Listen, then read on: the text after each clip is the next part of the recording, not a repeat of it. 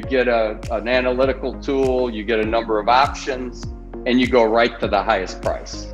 And you drive that print customer pricing as high as possible because you have confidence they're going to hang in there with you.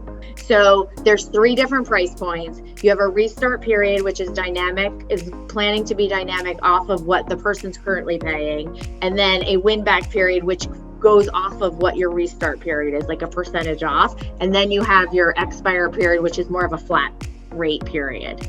So we had huge growth over the 3 years in pricing. So, I highly encourage dynamic pricing and really looking at customers, where they live, what they're currently paying you, and not falling back on a one-size-fits-all approach.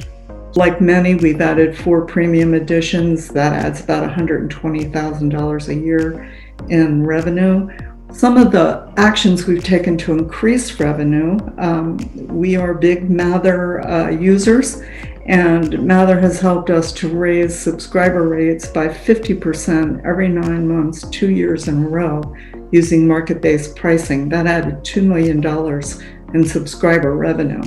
But it's taking print customers and trying to find an active way to manage them from print to digital based on their behavior, their consumption patterns on digital, and by dividing them into customer segments, and in effect, finding ways to encourage them to move to a digital product at a price that's a discount to print.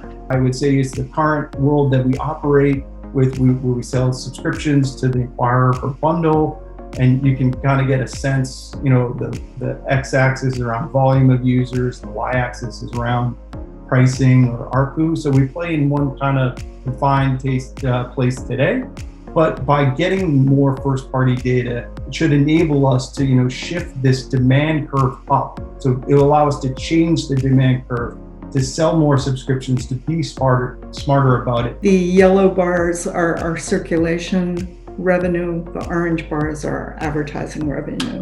And you can see the dramatic change from 2016, when the revenue split was about 50-50. Now in 2021, the gross revenue for circulation is 78% of the company's revenue. One particular aspect of what we do with Mather, and that is something that all of you do, that is discussing the relationship between price and volume, or if you will, the elasticity of your pricing for your product. You raised the price of the Dallas Morning News newspaper in 2008 by over 40% overnight. I should have just gone back and said, believe the data and go with it, and then stick with the price. And if I'd been in this industry longer, I would have. I'll know next time to take the price up and leave it there. Again, valuable is also important because we feel that we provide a lot of value, and we also feel that we can charge for that value.